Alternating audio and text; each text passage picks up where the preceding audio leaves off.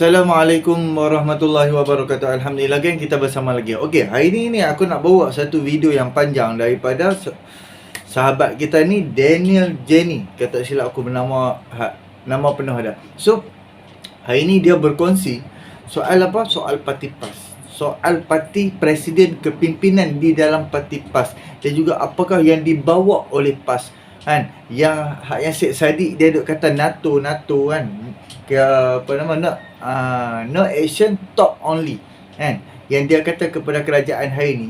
Sepatutnya Syed Saddiq tu dia kena kata dekat parti PAS, kepada kepimpinan PAS 33 tahun yang diperintah oleh PAS di Kelantan, apa yang berlaku sampai hari ni. Dan untuk hujung tahun ni, musim ke-7, apa yang akan berlaku, apa yang rakyat Kelantan akan hadap kan, dan akan banjir, akan berlaku macam-macam kan. Takkanlah bila dah banjir tak ada air, takkanlah bila dah banjir dia pun nak cuci rumah pun pun tak boleh.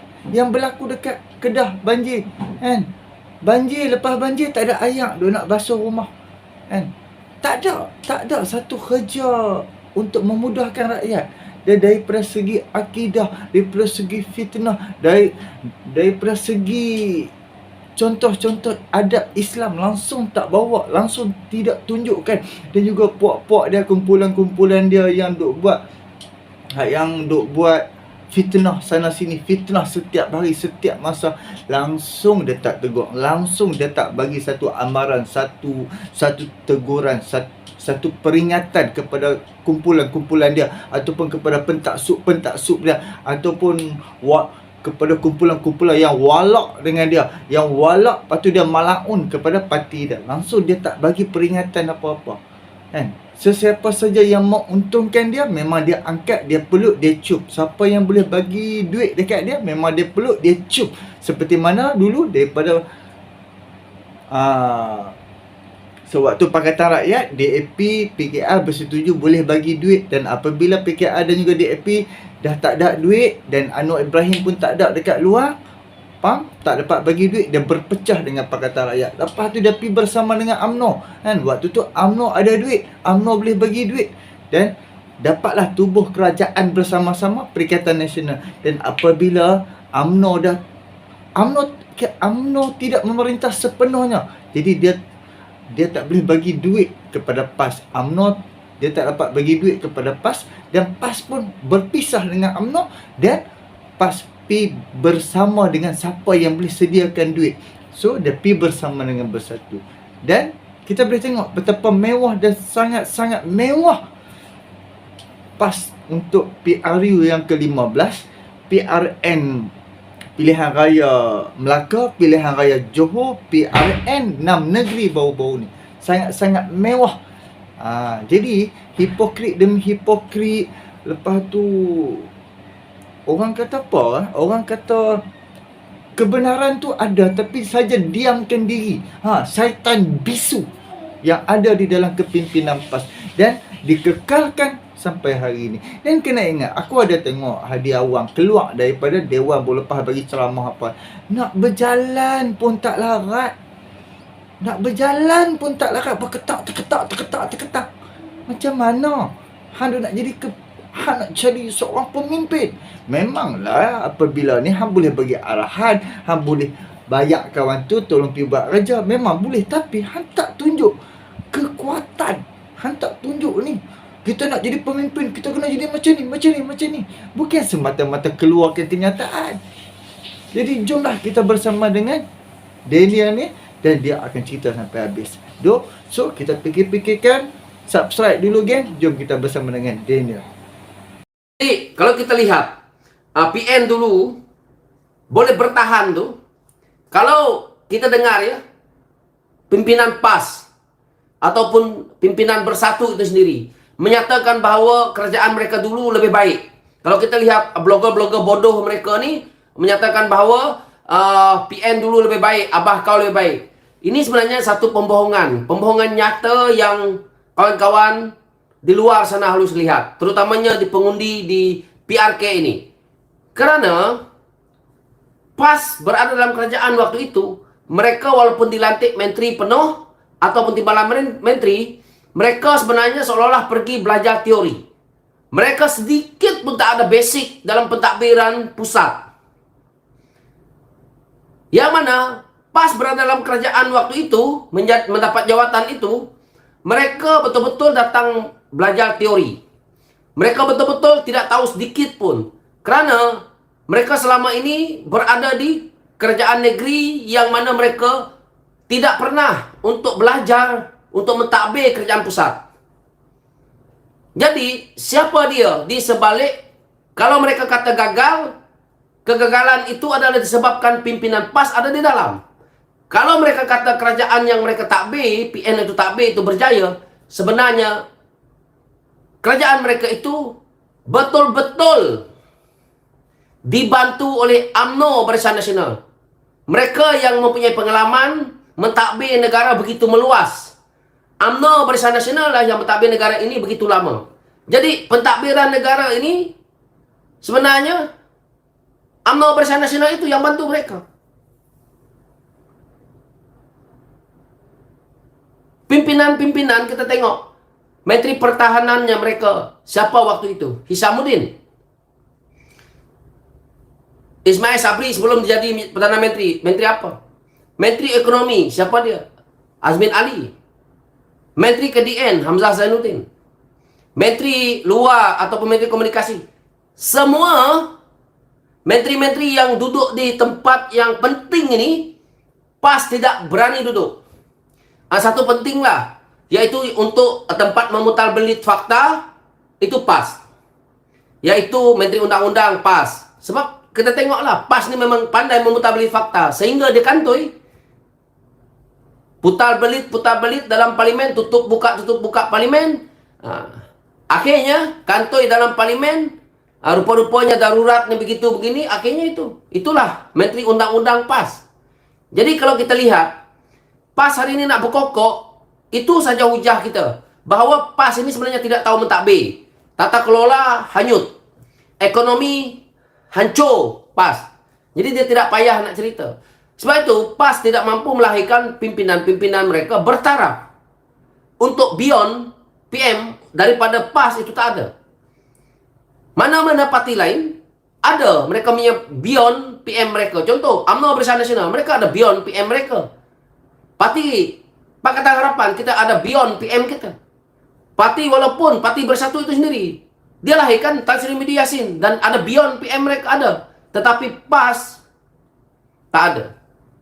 PAS hanya nak segenggam kuasa untuk kepentingan individu mereka, untuk kepentingan pemimpin mereka. Bukan untuk rakyat. Ini satu yang kita lihat ya, bahawa PAS ini politiknya hanya begitu. Satu perkara yang saya selalu ulang-ulang, PRU ke-16, jika ya PN gagal ya, PAS akan tinggalkan. PAS tidak akan bersama, dan PAS akan membuat satu fatwa baru ataupun dalil baru bahawa mereka perlu bersendirian, dan mereka cuba untuk cari gabungan politik baru untuk mereka bersama. Ini strategi PAS yang paling kotor dalam politik lah. Dia tidak ada sikap orang kata muafakat yang baik dengan kawan dia. PAS bersama dengan rakan politiknya untuk kepentingan pribadi individunya, ataupun hanya untuk partinya. Partinya itu untuk digunakan sebagai individu sekarang ni. Perjuangan PAS sudah songsang. Kalau kita tengok ya, apabila mereka boleh bersama dengan Pakatan Rakyat lah suatu masa dahulu ya, apa yang mereka dapat daripada Pakatan Rakyat itu? Sebenarnya mereka sudah dapat banyak kursi, dan mereka sudah disokong oleh orang bukan Islam, orang bukan Melayu. Dan jasa-jasa kita membantu PAS dalam kempen pilihan raya, PRN dan PRU sebagainya, mereka lupa. Akhirnya pemimpin tertinggi mereka, pimpinan kanan mereka, PAS ini dikeluarkanlah. Sama macam ni, Tan Sri Abdul Hadi Awang. Mereka jenis yang tidak kenang budi. Sebab itu, kita lihat, UMNO membantu PAS begitu banyak. Sekali ditendang UMNO, macam anjing kurap. Lepas itu, kerana duit dia bersama dengan Bersatu ni, bersama dengan Muhyiddin ni kerana duit lah. PAS tidak akan bersama dengan orang kalau tidak ada benefitnya. Jadi duit dan kuasa lah dia rasa. Jadi hari ini dia meroyan dengan parti UMNO itu. Kenapa PAS meroyan dengan parti orang lain? Orang lain tak pernah dengki dengan parti PAS ni, tapi dia meroyan 24 jam. PAS ni dia hanya gila kuasa. Dia dapat kuasa, dia tak dapat laksanakan kerja. PAS ini adalah satu parti yang berteori. Itu yang saya kata. PAS adalah pemimpin dia menghayal. Dia tidak dapat melaksanakan apa-apa benda pun. Jadi pemimpin PAS ni lah, kalau sesadik mau, pemimpin PAS lah yang sesadik patut cakap sebagai NATO, iaitu no action, talk only. Pemimpin PAS. Kalau kita tengok pemimpin PAS berpidato, berbohong, menipu, cukup lunak, cukup boleh mempengaruhi kita. Tetapi kalau kita suruh buat, satu batang macis pun pemimpin PAS tak boleh buat. Ini hakikat. Panggillah satu pemimpin PAS tu yang hebat-hebat, suruh pegang satu JLC yang besar. Contohnya, tak boleh dia. Dia terus blank. Apa hal tujuannya JLC ini nanti? Ujung-ujung lingkup. Dia boleh pegang. Jawatan itu dia boleh duduk, dia boleh sandang, tetapi lingkuplah company itu. Kalau JLC itu memang dah lah, nanti kerajaan kena lagi lah, tambah lagi lah dana ke dalam JLC itu. Kena buat suntikan modal lah dan sebagainya lah. Itu adalah PAS ini. Jadi saya ulas ini kerana pemimpin PAS hari ini bercerita jadi macam tu, macam ni. Dan pemimpin Bersatu ni, Bersatu tak payah berkokok. Bersatu PRU ke 16 pupus. Kalau Bersatu menang pun kursi mereka, itu adalah kursi kawasan Melayu yang penyokongnya PAS. PAS sengaja memiskinkan negeri-negeri mereka kerana yang pertama, PAS memang reputlah pimpinannya, tak tahu mentadbir. Tapi yang kedua, walaupun mereka boleh membantu sedikit, mereka tak akan bantu. Sebab semakin bodoh orang di negeri mereka itu, semakin orang akan menyokong mereka. Ini adalah politik yang berlaku di Sabah dan Sarawak dahulu. Jadi tak ada check and balance di sini. Macam Terengganu hari ini, bukan ada check and balance dekat sana. Macam Kelantan, tak ada check and balance. Walaupun ada 2 kursi, dia tidak memberi impak. Siapa yang menjadi bodoh selepas ini? Rakyat. Rasuah di tempat kamu berlaku pun akan dibiarkan. Tata kelola tak baik pun akan, tak ada siapa yang tahu. Jadi perkoman kenegerian yang dimainkan, sentimen-sentimen ini dimainkan oleh PAS, menguntungkan individu.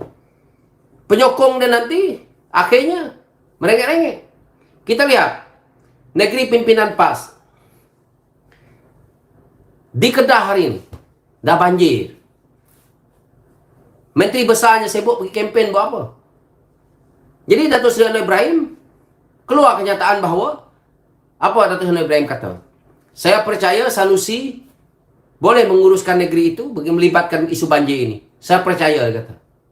Mungkin walaupun berbahagia dengan bahasa yang dikeluarkan oleh Datuk Seri Anwar Ibrahim ini, itu adalah satu bahasa kiasan, sindiran yang menunjukkan bahawa selama ini Sanusi seolah-olah bijak, seolah-olah pandai, dan kau uruslah negeri kau tu sendiri. Itu saya kata, PN kalau memerintah kali ini, kalau akan datang PN nak memerintah, siapa yang mereka nak ketengahkan? Tan Sri Muhyiddin Yassin boleh sekali lagi bertanding. Boleh, satu kali lagi boleh. Tapi satu kali lagi, dia dah tua sangat. Dan saya tidak tahu pemimpin PAS yang menjadi presiden mereka hari ini masih hidup atau tidak. Dalam 10 tahun lagi. Adakah dia lagi nak kekalkan sebagai presiden PAS? Dan PAS juga akan tumbang ambing selepas ini. Jadi mereka hari ini meroyan nak dapatkan kuasa hanya untuk segenggam kuasa. Dia bukan nak mengurus takbirkan negara ini. Dalam PN yang ada hari ini, saya nak beritahu dekat kawan-kawan, mereka adalah bekas-bekas menteri. Begitu juga dengan PAS. Kawan-kawan di luar sana, boleh percaya ke muka-muka individu yang ada dalam kepimpinan ahli parlimen mereka ini untuk mentadbir negara sekali lagi? Boleh percaya ke? Tak ada. Kalau tak ada dua parti yang membantu pentadbiran PN yang lalu adalah UMNO Barisan Nasional, katak-katak yang ada daripada Parti Keadilan Rakyat, serta kita jangan lupa satu parti besar daripada Sabah Sarawak, terutamanya GPS.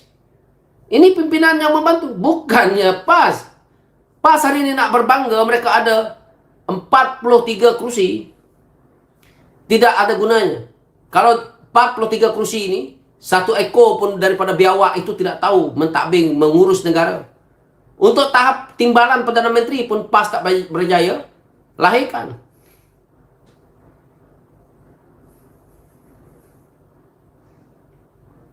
Dan kita tengok satu perkara yang PAS bersatu ini mainkan, yaitu sentimen kaum dan agama ni. Kau akan perhatikan, termasuklah saya rangkumlah semua, termasuk geng-geng UMNO yang dulu fanatik dengan Najib dan sebagainya. Saya tidak salahkan Najib lah ya. Ini kes dia dah saya lepaskan, dia punya hal lah. Dia pun dah dihukum, bersalah atau tidak itu bukan kuasa kita. Itu kuasa mahkamah dan kuasa Tuhan. Tetapi ya, satu perkara yang saya paling benci apabila kita bermain dengan sentimen dan kaum ni, melibatkan apabila projek-projek dalam negara ni, banyak juga nama lain. Itu satu part. Yang kedua, ni yang paling menarik. Yang kedua ni, kalau mereka kena kes mahkamah dan sebagainya yang besar-besar ni, macam Tasri Media Yasin ya, kamu tengok barisan peguam mereka, selain daripada orang Melayu Islam, ada tak barisan peguam mereka ini yang daripada kaum lain? Ada. Jadi di sini dah jelas kita lihat bahawa negara kita ini saling memerlukan. Waktu kena dakwa dekat mahkamah, kamu pergi cari orang Cina, kamu pergi cari orang India untuk jadikan peguam kepada kamu. Kerana kamu tahu mereka pintar dalam pelajaran dalam bidang guaman, dalam bidang pengacara dan sebagainya. Kamu tahu. Tapi waktu kamu berkempen, kamu buat fitnah, kamu pergi jual dua kaum ini, kaum India, kaum Cina, kaum India, kaum ini. Nah, ini sikap mereka.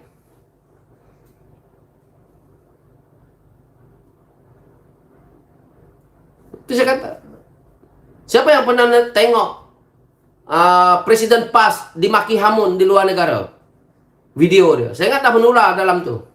Yang sebelah dia saya tengoklah. Dia punya setiausaha politik dia lah. Sari kat tepi dia. Dah macam orang tongong dah. Kena maki. Di fuck you saja oleh orang mungkin rakyat kita di negara luar sana yang di sana. Jadi value dia hari ini yang diagung-agungkan itu hanya ada di sekitar mereka ni je. Yang menghormati, yang mereka rasa, saya cakap betul. Kalau one day saya jadi ahli parlimen lah, kalau lah ya, jadi takdirkan bertanding di satu kawasan, saya menang dan saya jadi ahli parlimen. Maaf, saya sebagai ahli politik, dia sebagai ahli politik, tak kisahlah kau nak tulis buku 1000 buku ke, melibatkan apa segilah, agama kah, sosial kah, ekonomi kah, saya tidak akan respect kamu. Kalau kamu bersikap seperti itu adalah satu anak muda yang kita boleh lihat. Itu contoh saya. Saya cakap betul. Daripada segi Tan Sri Abdul Awang tua, saya respect. Daripada segi idealisme, saya dah tak boleh pakai. Daripada segi idea yang mungkin kita boleh lihat sedikit-sedikit untuk kita jadikan panduan, boleh. Tetapi untuk saya nak respect dia, saya tak ada respect. You dalam politik negara, Tan Sri Abdul Awang dalam politik negara ini tidak membeli value untuk seluruh kaum, untuk negara Malaysia ini. Dia adalah manusia yang pada saya merosak porak-porandakan politik negara yang hanya untuk kepentingan pribadi dia. Dia tidak menguntungkan. Sepanjang hidup dia dalam politik, saya tidak nampak keuntungan politik kepada seluruh rakyat negara ini.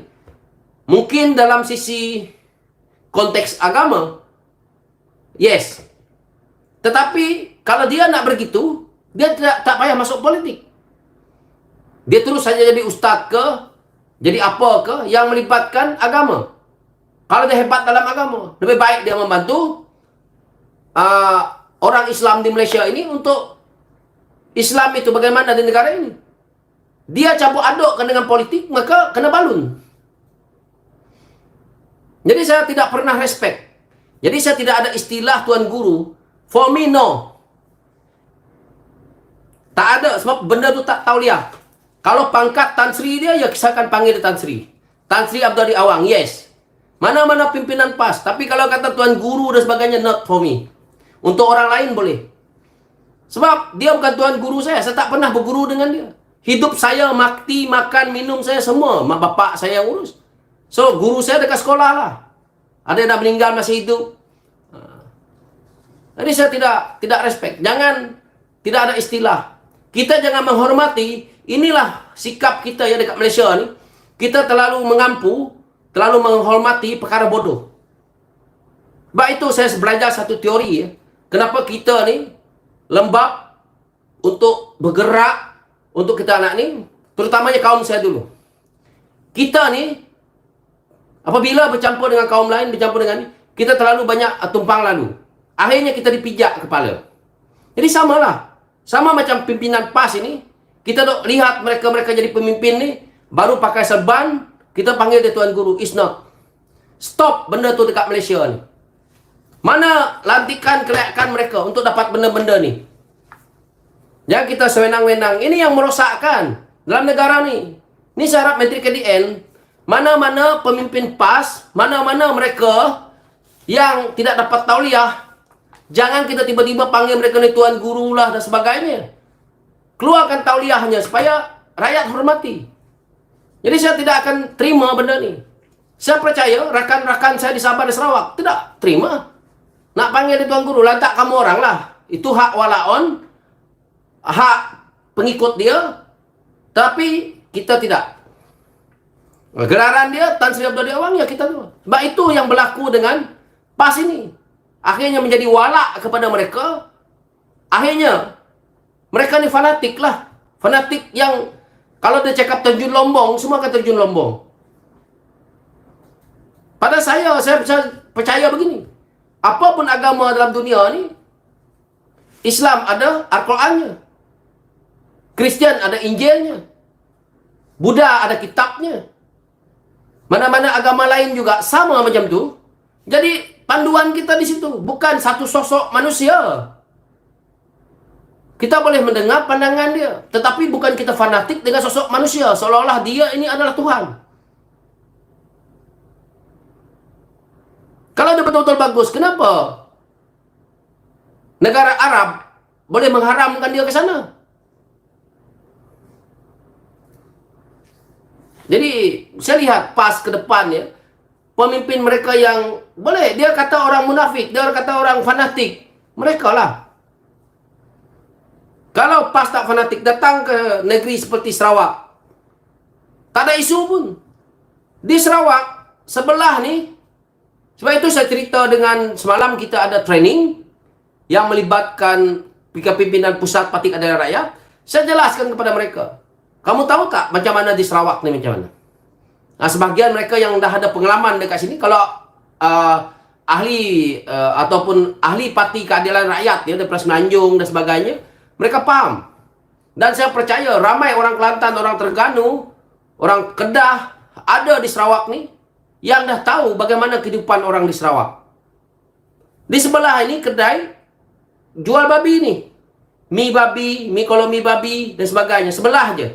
Daging babi di sebelah ni. Yang sebelah ini kedai jual nasi lemak orang Melayu Islam. Tak jadi isu pun. Kenapa benda ni kita bukan nak macam itulah, tetapi maksudnya betapa harmoninya, betapa kita tahu batas-batas agama di antara satu sama lain itu berada di negeri Sarawak itu. Kenapa di Semenanjung sehingga kan washing machine tu pun dijadikan isu. Sampai tahap begitulah nak keluarkan fatwa haram-haram semua benda ni. Tang kamu pegang perempuan sana, pegang perempuan sini, kamu tak pula. Ini benda ni kita kena hentikan. Inilah sentimen yang merosakkan dalam negara ini.